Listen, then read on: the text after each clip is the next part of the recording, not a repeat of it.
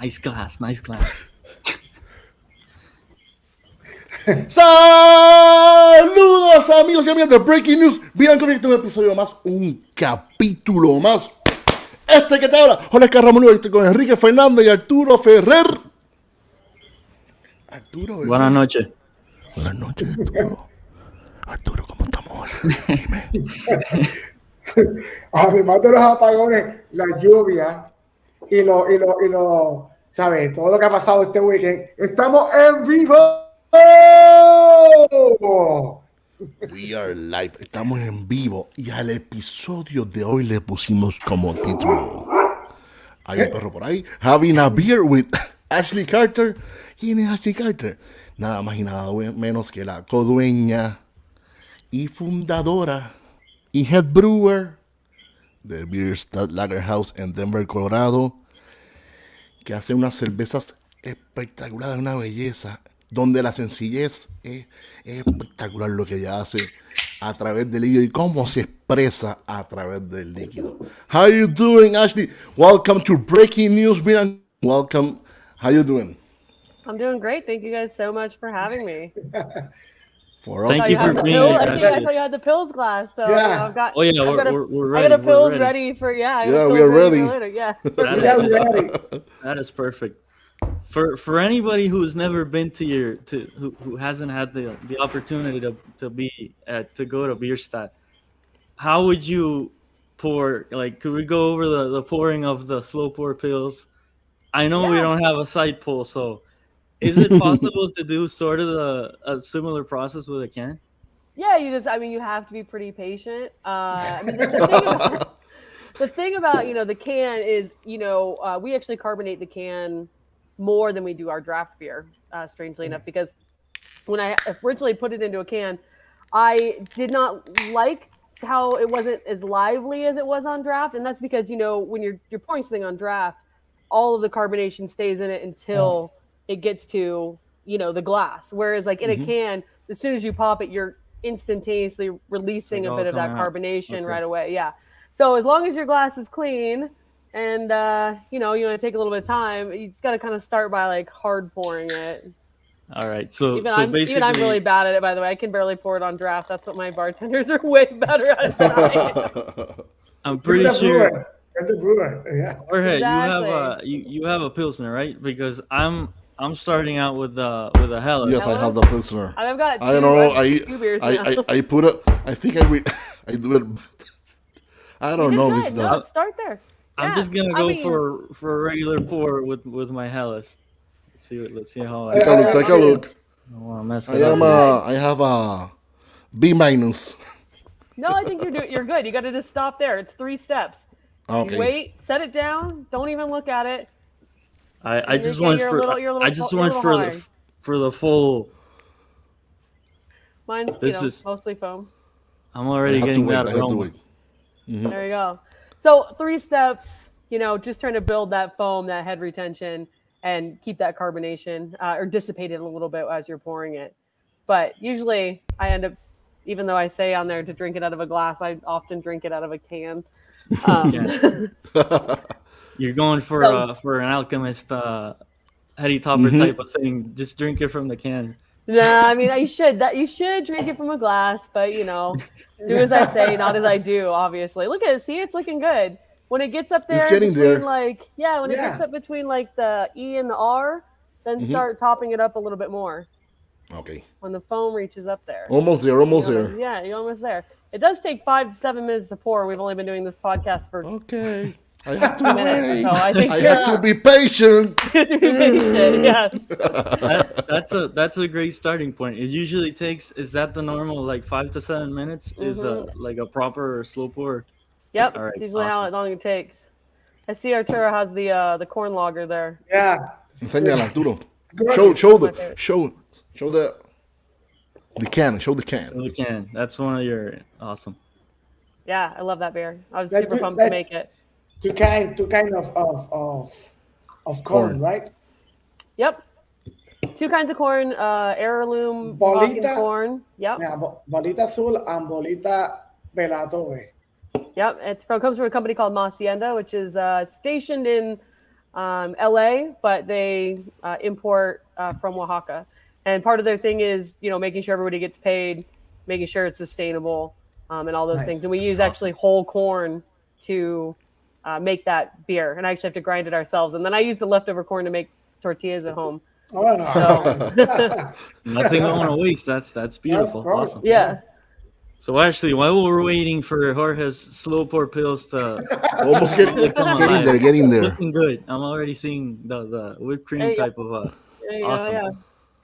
How So, did know. you how did you first get into like the beer industry, the beer world? What was your entry point into beer in general? Yeah, I mean, I think I'm in my mid 30s, plus a couple of years, I guess. So almost late 30s. But my, here, anyways, craft beer has kind of been around my entire life.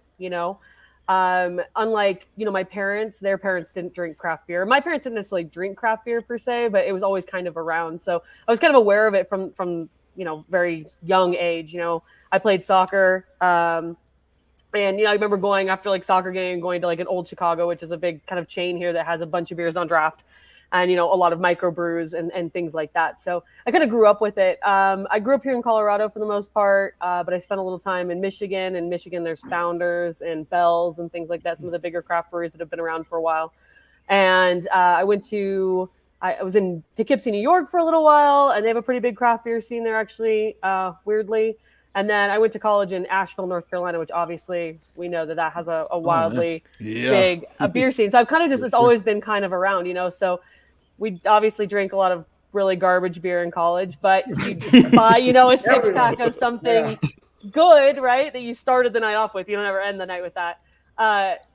Before you started drinking like your really, shitty beer later on. So I just kind of grew up with it. And when I didn't really know what I wanted to do with my life, I coached college soccer for a little while. I got my degree in pure mathematics, and neither of those really interests me to continue on long term. And so when I moved back to Colorado, I kind of just started homebrewing. I made my own homebrew set, all grain, and decided that it totally sucked because you have no control over literally anything, which is unfortunate.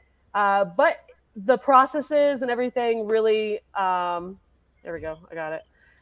The processes really stuck to me, though. I love the idea that, you're using your brain. You know what I mean? There's some mathematics and sciencey stuff involved. Plus, it's also a fairly physical job, which I really enjoy, working with my hands and doing those things. So I just kind of started volunteering. I kind of got a job at a homebrew shop that was next to a brewery. And then I started volunteering at the brewery.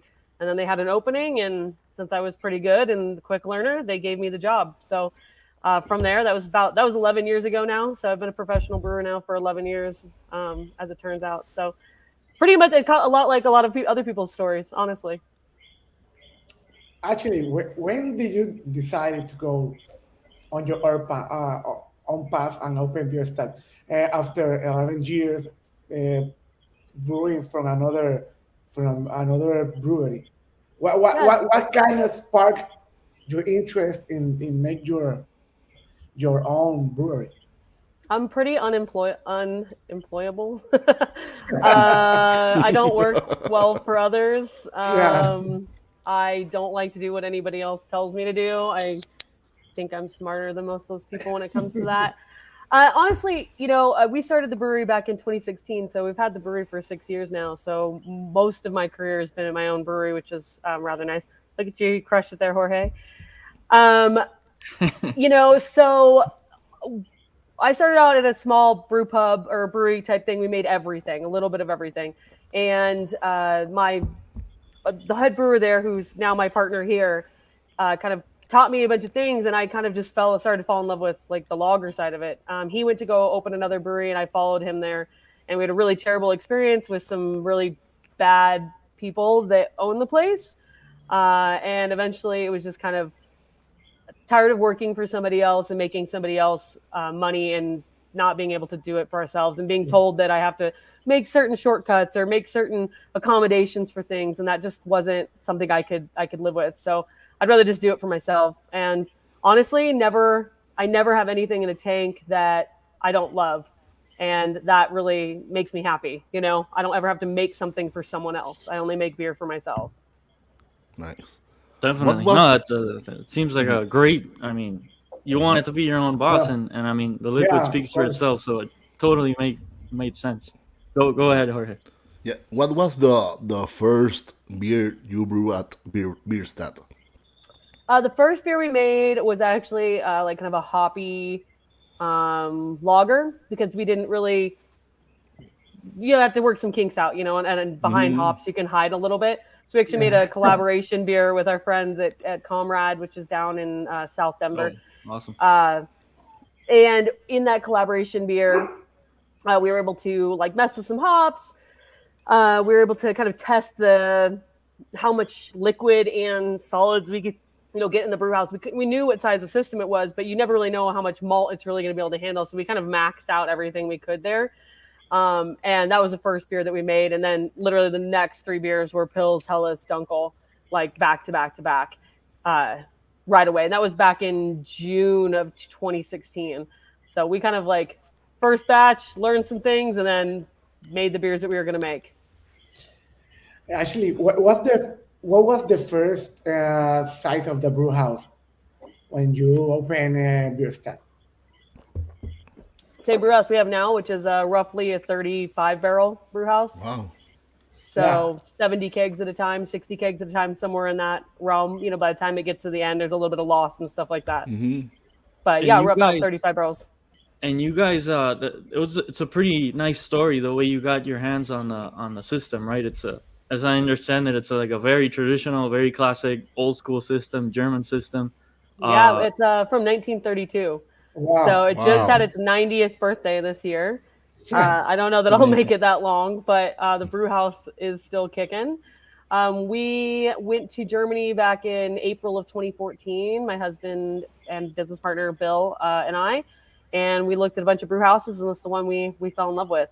Well, honestly, at the time, we had no business trying to do that. We basically took our last bit of money that we had from a small settlement from the place that he had owned before and put a down payment on this brew house with literally no way to pay for the rest of it. And somehow found a way, you know, if you build it, they will come type situation. And kind of ended up working out, which is good. And I went back in September of 2016 to this little tiny town called Almendorf. It's right outside Nuremberg, about 18 kilometers outside Nuremberg. And basically had to take pictures of it and had to like take measurements because there's no cut sheets, there's no like engineering sheets on the brew house. So before we put it in our place, we literally had to have everything almost built for it by the time it arrived. So it was pretty cool. I brought my friend Betty over there who speaks fluent German, and her and I worked really hard every day, drank liters of beer and smoked Cuban cigars, which, you know, I can't think of three better things, to be honest with you.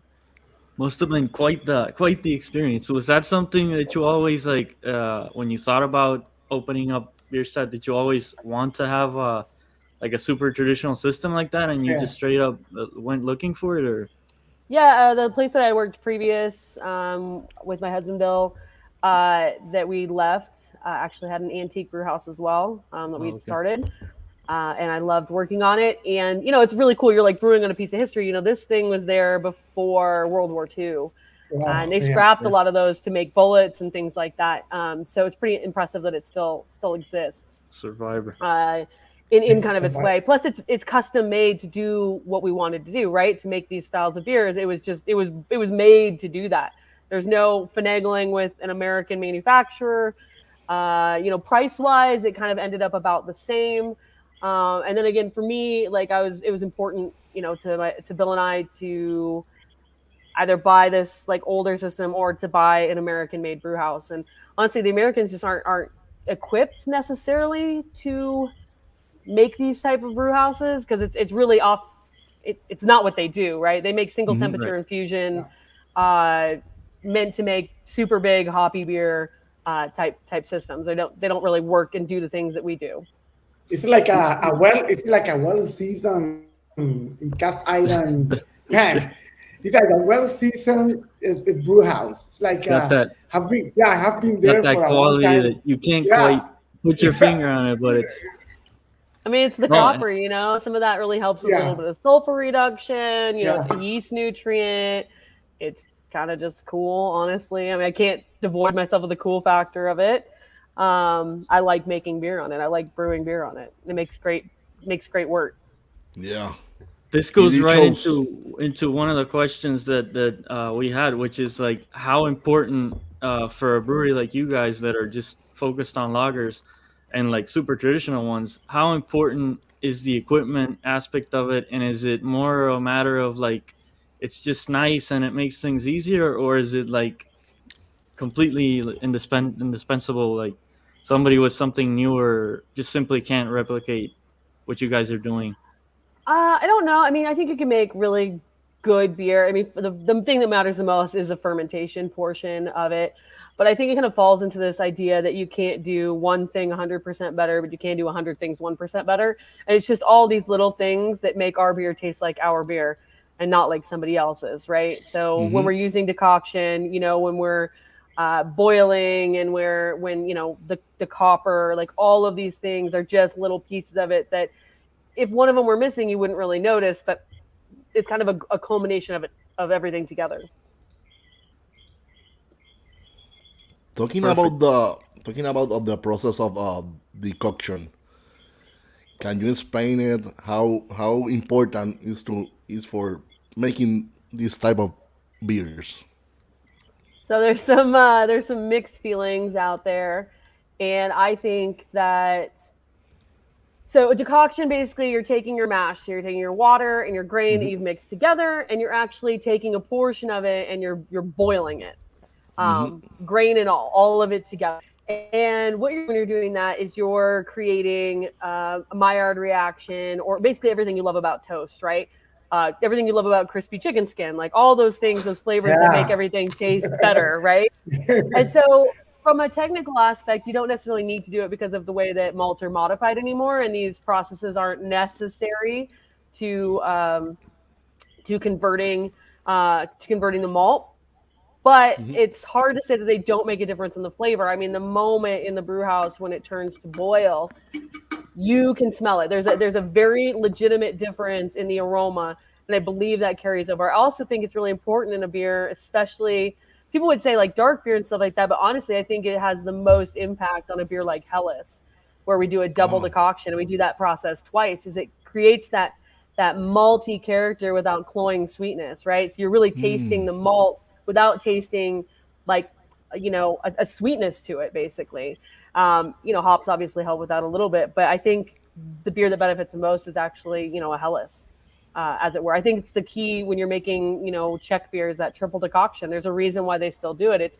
It's creating those depth of flavors. You can make perfectly good beer without it. Again, it's not necessary from, you know, to do it. A lot of the big breweries aren't doing it anymore. In fact, I just listened to a podcast about, I can't remember exactly.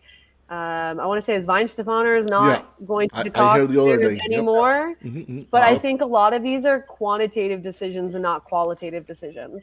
And also, at the end of the day, you know, I'm a brewer. I like making beer. So I like the act of doing it. I like the process of doing it. So, I mean, I think it makes my beer taste like my beer. I'm going to keep doing it. Yeah, yeah, So it's Everybody more else can about stop like if they want to listen to yeah. it. It's even better for me.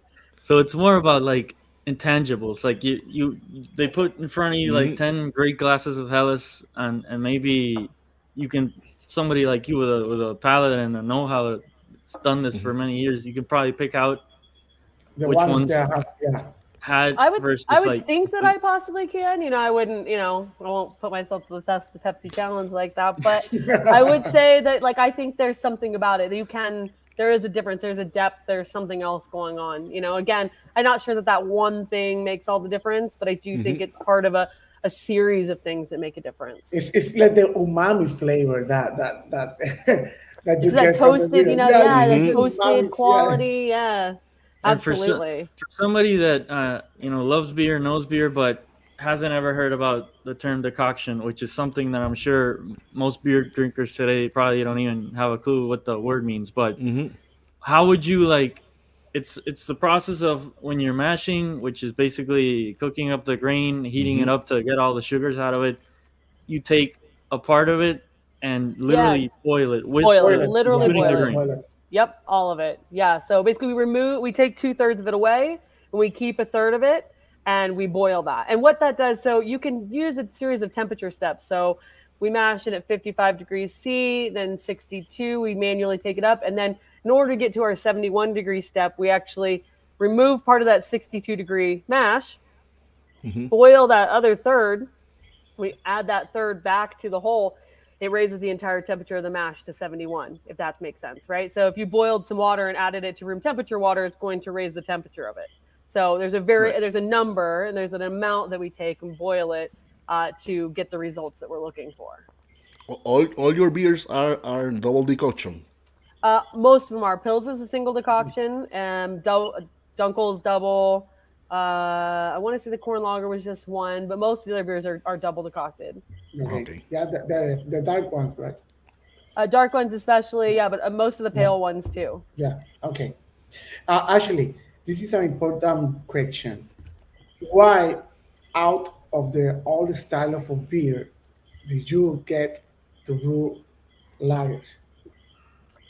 Because that's what I like to drink the most of, probably, I love how technique driven they are, like ingredients of course matter to a certain extent, but these are very nuanced. There's nowhere to hide. There's a perfectionism, repeatability that we're trying to achieve, doing the same beers over and over and over again. And we're lucky that this kind of beer is extremely popular. We don't think about it in the craft scene as much. It's starting to get more, but amongst regular drinkers, it is still, lager is king. Lager has been on a 150-year winning streak. Like, it just is. Definitely. So, for me, I like to drink the most of this. Like, why wouldn't I make my favorite beer? Yeah, I am a hophead, but having a lager like this is amazing. No, It's yeah, another thing. It's like it's like heaven. It's no, like it's a well-made lager. Another experience. It's a so well-made beautiful. lager. Well-made lager with flavor.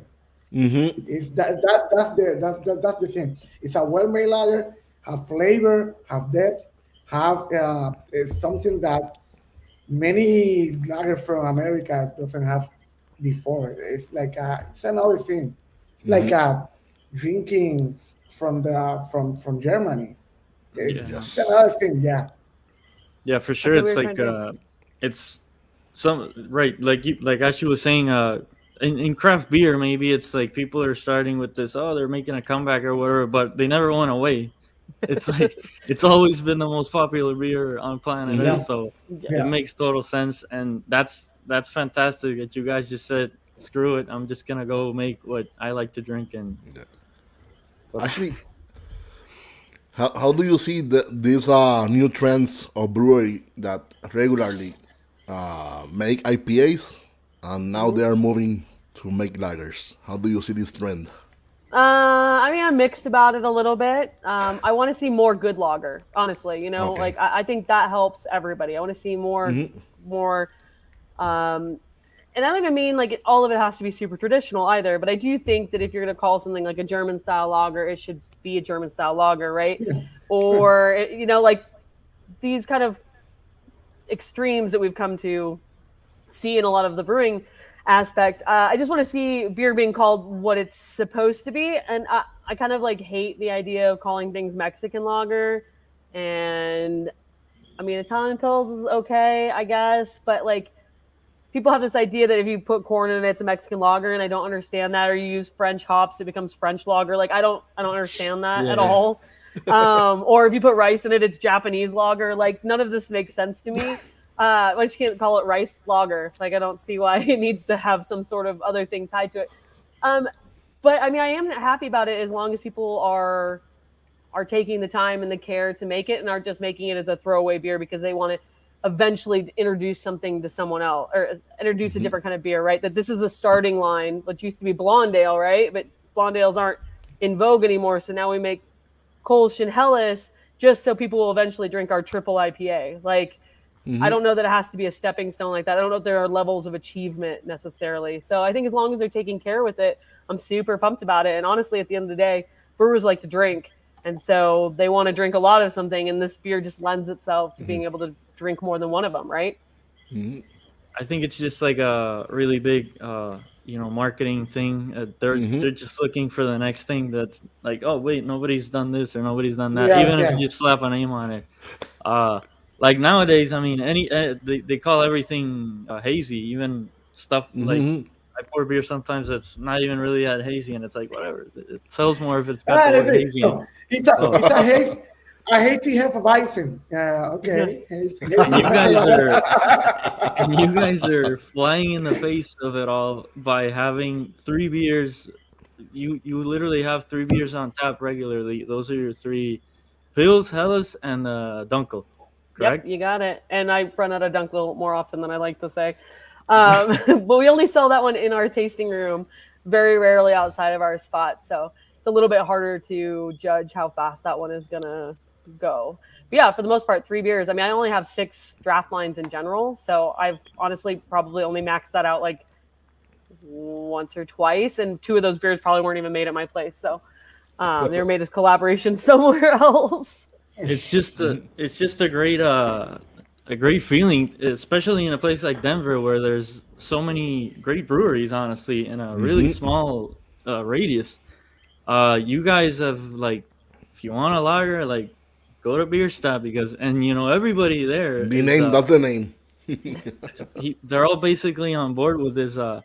Like they just throw out the craft mentality when they walk into your place. At least most of the people, and they really get to appreciate like straight up fantastic traditional lager without Yeah, any. but it's a craft to do that type of beer. No, it's Yeah, amazingly yeah, it's very complex, and it's got a lot yeah, of way more merit than most other. yeah. Yes, of course. But Beer drinking it's beer, you know? it's sort of this great simple, back to like you don't really want to just sit down and talk about the beer. You're just there to have a glasses and just talk with the people around you. I love It's that. I like love that you said that because that is what we really want to see, Yeah. right? Like you want that idea that the beer, of course, like we're sitting here talking about beer because that's what we do, but for the general consumer, that's not necessarily true. And you want them to be able to have beers they can have a lot of, and we create a space for people to come and hang out, and that's why I had to put beer in cans because of the pandemic and stuff like that. And it's turned out really well, but the idea was to always be very draft focused because, you should be coming together and drinking with people and hanging out with them and talking about all the other stuff in your life, not just the beer. Yeah, going back into go Ahorita for it. Go for it. going to open this one. Oh, I had Sorry one of about those that. earlier today. I talked Oh to man, I love smoked beers. Mira, Oh este man, es el. Now I going to I going to talk in Spanish. Esta cerveza está bien cabrona. Está bien Spark. buena, bien rica. en verdad. Green This bench. this They're beautiful. great. Sri This beer is Lanka. beautiful. I talked This to is a Chris earlier collaboration today. with Green Bench, right? Yeah, Chris Yep. Johnson. I talked to him this morning actually. We had a new podcast that is a pretty cool idea. It's a brewer interviewing brewers podcast. And so Chris Wow. interviewed me today. So that'll be out in a week, which is fun. And then I'm going to interview somebody else, another brewer, next week. So it's pretty cool idea. But I drank one of those this morning. So Oh, nice. That sounds like great fun. I It's a gotta check highlight. it. I gotta check that podcast out for sure. Helles See, is smoke Helles. Mitchell, yeah, smoke. Yep, very good. Muy How's buena. the name of the Sri Lanka? Have the smoke lager, right? The smoke Shankala, Helles. yeah. Sri Lanka. Yeah. It's great. That's yeah. I love Bamberg beers, smoky beers. I love that. Me too. I was there in September. Last time I was there. It was great. Oh man, look at that. So the guy, I feel like I'm in Germany Oktoberfest. the time that we got to visit Bierstadt was in this last CBC, not the last one, the one before it. Was it 2020 or I'm not 2020. 2020. really. You guys had a smoked No, Helles. I believe. 2021. Helles. 2021. Smoke Helles. 2021. Yeah, we Smoked made that Helles. with Chris too. It We made was that at also our a place. green bench, right? A green Yeah, bench yeah. collaboration. That beer Both- was freaking amazing. Yeah, great. Both are beautiful. Las dos están bellas. Mira, esta cerveza se merece, mira. And I'm not a Ah, huge fan of smoke in beers, but man, that the smoked Hellas, I haven't had the chance to try that one, but the smoked Hellas, it was like I could have just sat there all day and drank the same thing, and it was So people are really surprised that it's 100% smoke malt. No, wow. wow, this one is That one is not. That one's like 60 or 70% smoke wow, malt. But the smoked Hellas that we made was 100% smoke malt. And so many wow. people were like, it's so subtle. But I have this idea about smoked beer and smoke malt. I think that like the more, so I've ever been around a campfire. Obviously, everybody has because it's awesome. Yeah. But like when you're sitting next to the campfire, you don't smell the campfire, right? No. You don't until you put that same sweatshirt on the next day. Or for me, I have a lot of hair. I smell it in my hair the next day. But while you're sitting there, you don't smell it. It kind of just becomes part of the whole experience. But if there's a campfire, in the distance, you're constantly smelling it. And I think sometimes with the more that's in there, you're kind of your brain and your olfactory can only absorb so much, and so it kind of goes away, and you can actually taste the beer more. That's Yeah. just my working theory. I think But I think it works. It's the first when you drink it the first sip, you get the smoke, but when you get the whole glass, it's another thing, Yeah, and you you just have gotta another one, get and used the to smoke is it's like you tolerate the smoke, and it's nothing happening. It's this is a really good beer. It's like drinking smoke, and it's very nice. I love smoke. Uh, Me too. going into a little, geeking out a bit because we have to. We have, you have amazing knowledge in the lager field, so we have to. We're all home brewers, and we love the geeky part of it. So, what would you say is like the most important? You're gonna make a lager. Is it the yeast, the malt? Like, if you had to pick like the most important part of it, or is it completely doesn't have to do with the ingredients? It's just the procedure and the skill of whoever's producing it. I think fermentation is by far the most important thing, and that encompasses yeast yeah, and fermenting at a certain temperature, but having enough healthy yeast so that you can ferment it at extremely cold temperatures. I do definitely think yeast is like one of the biggest things. You can always tell when one of them was fermented too warm, or if they are trying to pass off an ale as lager. I definitely think it's the fermentation and the yeast character are 100% the most important thing about that. Obviously it helps to have really good ingredients, really good hops, or a really good recipe, or on the hot side when you're brewing. But for the most part, it's all about the fermentation, straight up. And are you guys? I'm assuming your system. You're doing like uh, horizontal lagering tanks and all the like super traditional. The whole thing is set up like exactly what you would see. Maybe you don't even see it anymore in Germany. I'm not even. You probably got you guys probably have a more traditional system than a lot of actual breweries in Germany. Strangely, we probably do. yeah. Absolutely. We don't use, we bought our cellar from our primary fermenters from Germany as well on that same trip. And they are shaped differently. They're dish cones, so they actually don't have they're not cylinder conicals, you know what I mean? So we don't harvest off the Okay. bottom like everybody else does. So we actually have to transfer the beer off of the yeast into a horizontal, and then we actually harvest the yeast after we transfer the beer. So we can't harvest until we move the beer itself. So that's a pretty old school traditional way. We also have a piece of equipment called a flotation tank, which separates cold break.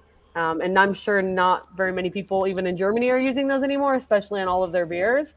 It's just one more step before the fermentation process. So it actually sits in this tank for 2 hours before it actually even goes to a fermenter. And then it goes to a Wow. lager tank and sits in there for 7 or 8 weeks or more Wow. if I can get it.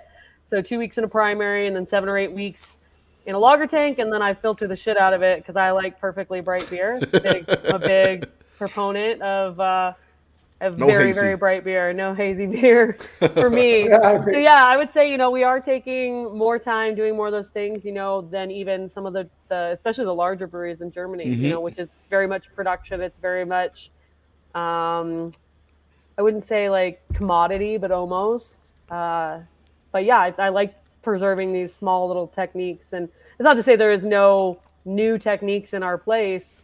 I roast my own malt or anything. You know what I mean? I'm not using whole cone hops. Like I'm still using the things that make sense to us. But as far as these other techniques, I really I believe in all these little pieces of it. So because of the equipment that you that you have to learn those techniques by yourself because this is uh, this is equipment that is so old. You have to learn how the process was in that age, right? A little bit, yeah. I mean, I've been lucky enough to know German brewmaster, a guy named Eric Toft, who is a brewmaster at Schönraum, which is outside the Austrian border in Germany.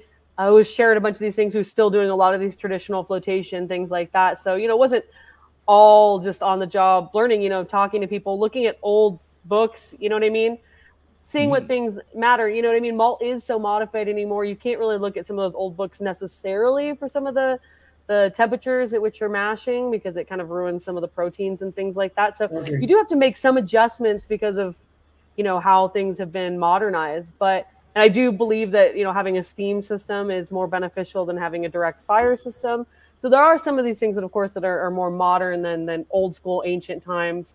But I like all the little pieces of it. And by reading and doing and seeing other people, who have done it and being able to ask questions like that, I would never have known how to use a flotation tank necessarily without Eric Toft. So, I definitely have leaned on some of the people I know who have done these things before. It's the first time I've ever heard about a flotation tank, and Yeah. it's you guys go from the kettle, you chill your beer down, put it in the flotation tank without any yeast or anything.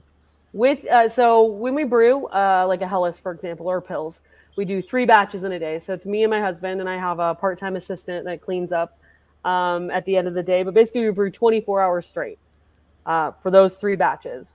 So it goes, we boil it, then it hits the whirlpool, which is a separate vessel. As soon as it hits the whirlpool, we mash in again. But after the whirlpool, it sits in there for 20 minutes or so, stops spinning, coagulates the hot side stuff, all the hops and things like that, hot side stuff, hot break. The protein And then and we stuff. cool it, yeah. And then we cool it down to 2 or 3 degrees Celsius, so extremely cold, into our flotation tank. What happens is the cold break separates and actually floats to the top. So the first batch that we brew gets all of the yeast, and then we transfer that to the fermenter after 2 hours. It sits in the float tank for about 2 hours, and then we do that process 2 more times without yeast in it, but we still do the flotation part of it. So there's different proteins. There's dead yeast cells that float up in there. There's things that haze up the beer Right. later on, and it clarifies the worts and makes it basically So more healthy, so nicer. your process of ending up with such a bright clear product starts like way before Yeah. Starts at the before the very beginning, shitload yeah. of filtering, like you said. Yes, all those things matter. It's again floating out those dead yeast cells, folding out that cold break. Some of those are age artifacts too if they're left in there for too long.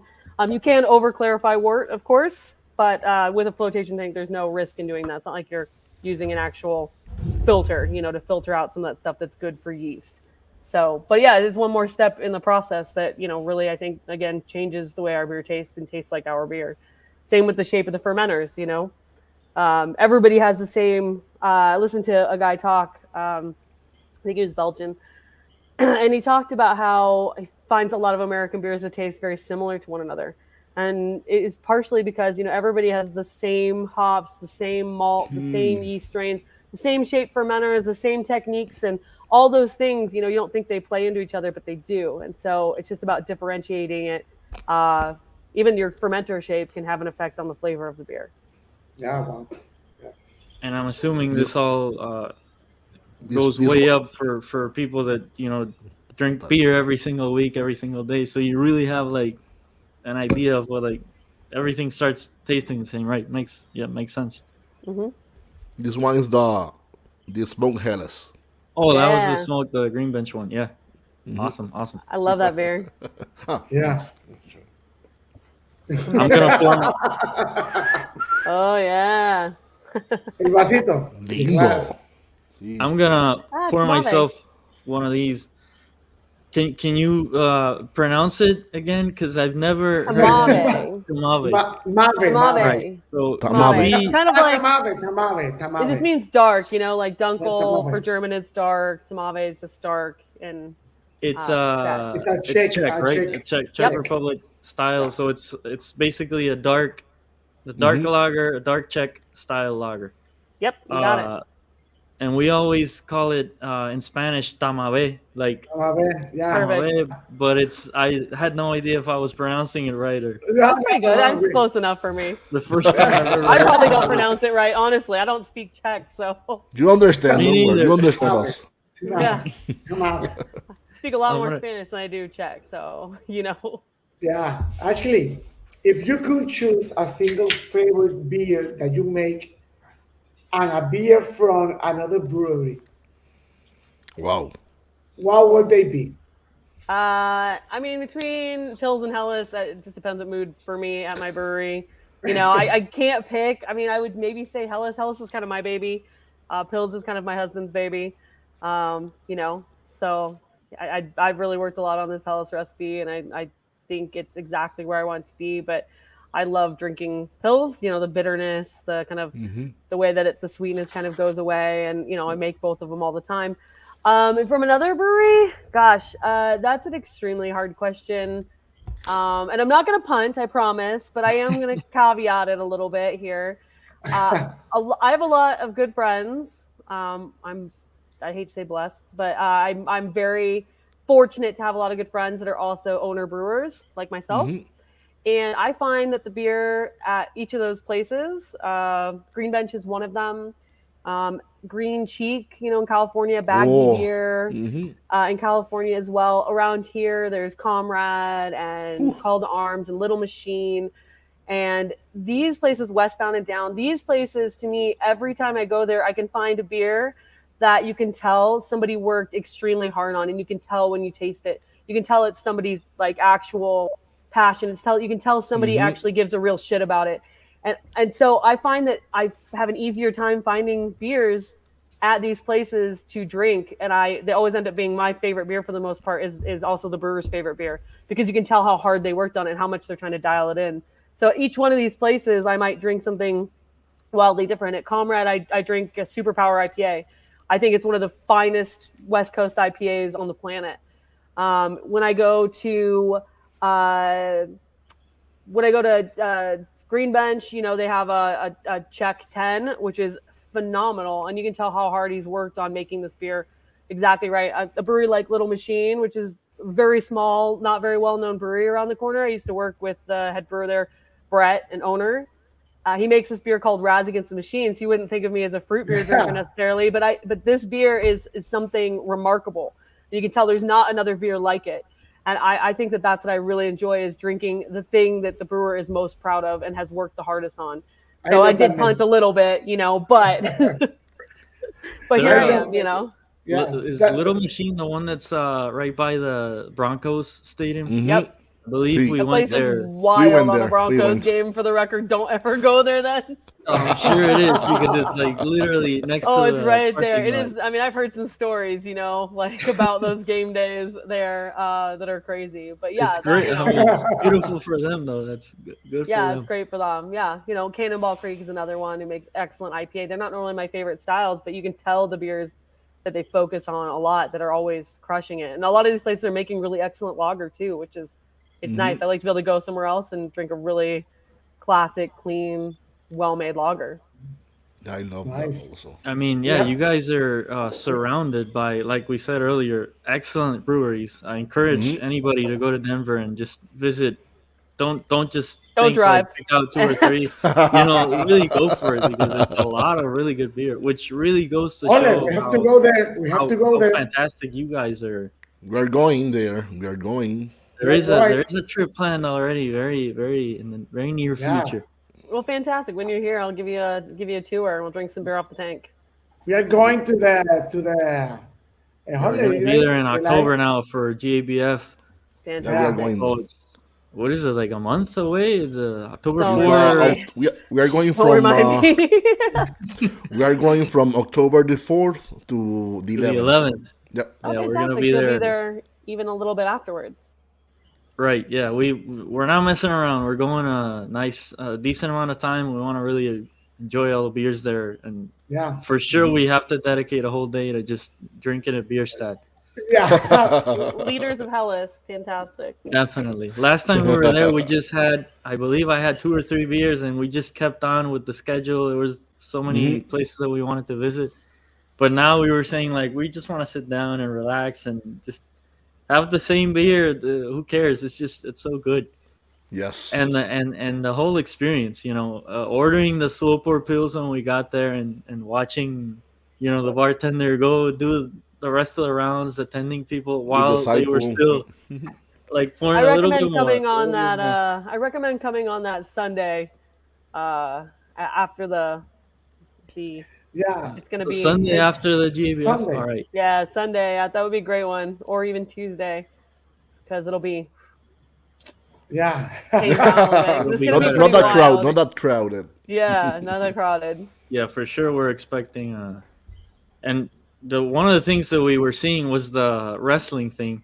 I don't know if it was Jorge or Kike, a friend of ours, that mentioned, these guys literally put a ring in there. I haven't seen it. I've just been there once, and they didn't have the live wrestling. But I believe you guys will.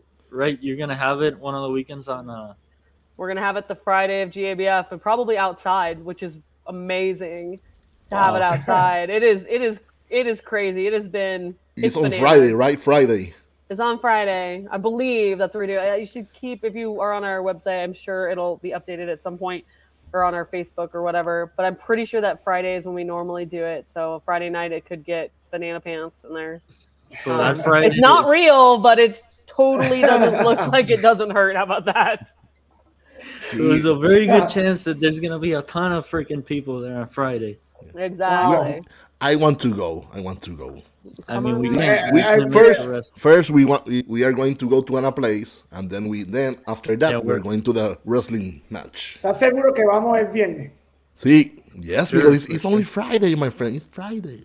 We're gonna go. We're gonna go more than once on the trip. It's not. Yeah. It's not an issue. But we gotta at least see 15 minutes of the wrestling. We can't miss it.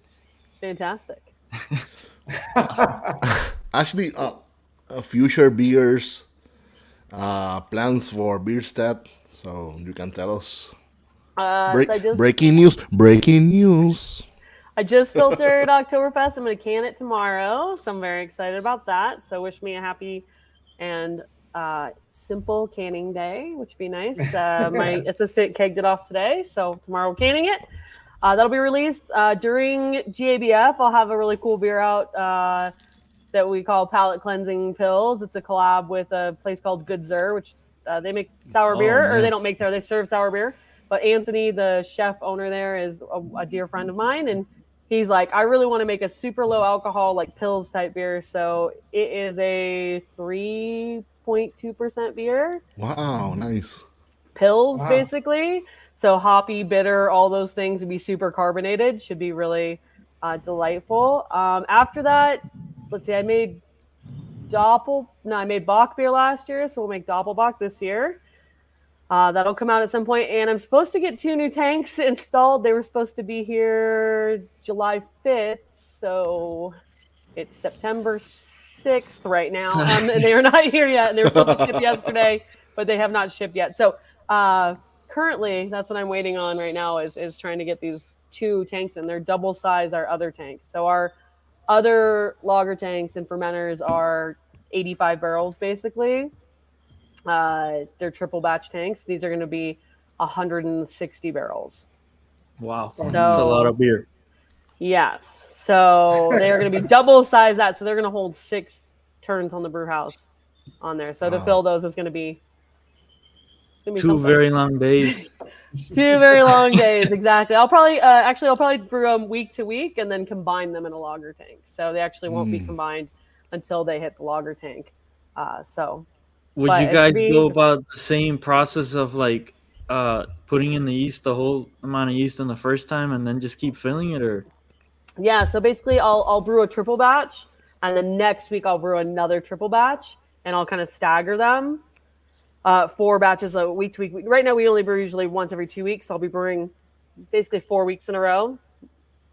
After 2 weeks, I'll put one into the lager tank, so it'll have its own yeast and be, not fully fermented, but mostly fermented. And then a week after that, I'll add the other triple batch to it. So basically, I'm just combining them into the lager tank. They'll Right. both be primary fermented separately and then combined into the big guy, which it's the most beer I've ever, you know, done and put in a Oh, tank. So it's all new for me. Basically, doubles our capacity. Wow. yeah, no, So that I mean that's a lot of maybe, liquid. maybe in the future you need a new brew house. Yeah. In the future. No, no, no. I'm gonna keep this. I have a very I love my lifestyle. How about that? So Okay. I need to have my Fantastic. lifestyle. I went to the UK for a week and 12 days. I'm gonna go to Mexico for 12 days Yeah. in a, And in a and month. Like then I'm and really then like go it. to Puerto Rico. So Yeah, why not? I'll go anywhere.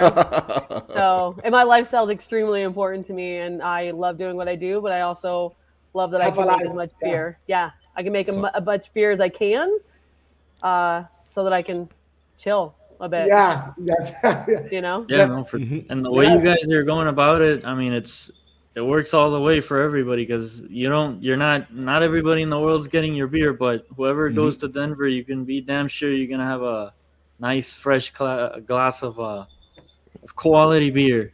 That's all I can yes, hope you for. should go. Arturo, la 17. Perfect. We are gonna see some of the new beers here in Puerto Rico. That's Okay. that that's a toughie, but yeah, Yeah, I it's a mean, tough. Yeah. yeah, no, well, I'm pretty sure we're never gonna have Bierstadt for sale in Puerto Rico, but Yeah. You never know. we can dream, we can dream. Hey, hold an event there. I'll come down and we'll ship a pallet and I'll come. Whoa! Seriously, Oh, find a bar, find a bar that we can do this at. I would love to. Are you kidding me? I'd yeah. love to do We a have already whole. the bar. We have we have already the bar. we have the friend here. We have it here, right I here. We wasn't have it. expecting an answer like that, so but I I mean, think you should, for get sure, a couple of yes. us together. We'll ship a whole pallet down together, a couple breweries, and we'll do a little educational meet the brewer type thing. And I love doing that. I Yeah. mean, this is what I do. I mean, all I need to do is break even, buy enough beer so that everything I do is covered. That's all it's got to do. It doesn't have to make money. It's like high end bartering. That But would yeah, I be would love to. Are you kidding completely me? I would insane. absolutely. Yeah, Enrique, he's the owner of a Oh, beer the bar in bar. Puerto Yeah. Rico. So Yeah. Oh, let's We figure this have out. We a can we do have a it. beer Yeah. garden down here. That would be that would be amazing. I mean, just the fact of you throwing that out there is good enough for. It's fantastic. It's awesome. I really appreciate you Yeah, even. let me get some more it's beer. going to So happen. next year, next spring or something like that, or whenever the weather's awesome, or whenever, and my husband and I'll come down and because we'd That love would be to. Are you kidding amazing. me? I That would love be amazing. traveling. One Love of We my can favorite to. things on the we planet. we can make it in maybe January or Oh, that'd be great. February. Yeah. So maybe it's cool for you. So Whenever go it's down to cold over Puerto there Rico to and the hot warm down area. here, Yeah, help me figure out how to legally do it, and it's part of the United that would States, be great. so No, I mean that's should be amazing. not that any harder than anywhere else. For sure. Yeah. No, I mean it can happen. We gotta start working on that. Perfect. See what Enrique right happens. now is nervous. You know, he's Yeah, it's For there. sure. For sure. No, no, for sure. he almost cried. He almost Yeah, yeah, yeah. It's Thought I but saw a glisten in his eye. in the meantime, we will be there October 4th to the 11th. So Yeah, we would love we're to gonna get there. meet you in person. That'll be great. I know Yeah, you're gonna be perfect. extremely busy. Yeah, but But Yeah. afterwards a little bit less. My phone number's in my email. I have Just it. shoot me a text or whatever, and I'll probably be there majority of the time. So even if it's just real quick, but I'd be happy to give you a tour and have a beer with you and whenever. So that sounds fantastic. We really appreciate everything. Your time on the podcast. We appreciate your beers. They're fantastic. amazing, Yeah. We amazing lager, world class lager, World-class lagers, lagers. world Yeah. thank class. you. Yeah. So Ashley, can you tell us your social media, where you can find you in the Instagram, Facebook, webpage, Yeah. whatever? Yeah, I mean, on our company one is Bierstadtlager.com and at Bierstadtlager. And then I don't know, I don't do that many cool things, but I do post some stuff on my own personal one. Brew day stuff usually about my dog, stuff like that at Ryan Heights could be Ash. So I can be found. It's pretty easy. I'm Awesome. not out there, but I'm not, totally not out there. Right. The Instagram that we have here on screen is the actual brewery one, and then you just mentioned Rain Heights Gebot, like underscore Ryan Ash. Heights, Ryan Heights could be because it's my business card says Ryan Heights bitch, but they won't let me put that on Instagram. So it's Ryan Heights could be underscore Ash. So that's what my business card says. Everybody laughs hysterically when they see it. So Ryan Heights bitch. I need your business card. I need it. Yes. Can you not name a beer after that? That would be fantastic. I definitely will at some point. Ryan So Heights Gebot. You need it. Yep. I'll probably get hater on, so that's okay. We'll figure it out. But but yeah, that's my Instagram handle, and I try to tag things I'm doing in the brewery and cool stuff and cool collaborations and stuff like that. So Perfect. Awesome. So Arturo, dinos tu cuenta, bebé. Mi cuenta en Facebook es Arturo Ferrer, ¿verdad? Está allá abajo, ya. Y Instagram Minimalist, ven con la X. Con la X. Que vamos para allá, no vamos para Denver, vamos para Denver. We are going to Denver. Yeah, we are super pumped. El corillo de Breaking News se va a tirar para Denver. Así que vamos a pasarla bien, vamos a grabar, vamos a tirar live. Bueno, el que va a tirar live es... Vamos a hacerle todo. ¿Sabes cómo somos? Así somos. Vamos a caer a Bierstadt, también. Claro. ¿Sabes cómo es? Quique, cuéntanos. Pues salud, Enrique Fernández en Facebook y la esquinita Jardín Cervecero. Y una pregunta. Sí, Michel, vamos para las raíces y después para la lucha libre, acuérdate. Mira, Quique, ¿cómo estuvo la cervecita esa que nos muéstrala ahora en la pantalla? Yeah, no, this beer, Jorge is asking me, bueno, Ashleigh said she understands Spanish, so she probably is understanding everything we're saying. But this beer is amazing also. This is fantastic. Shout out to Bagby, which Ashleigh mentioned earlier. This is my closest friends. We went to Prague actually together, and that's how we decided to make that beer. We were at a brewery called Ufleku there, where they only make Czech dark lager.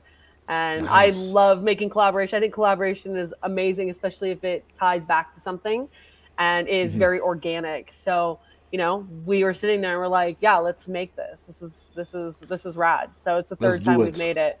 Yeah, which was great. So I'm really proud of that beer. Wow, perfect.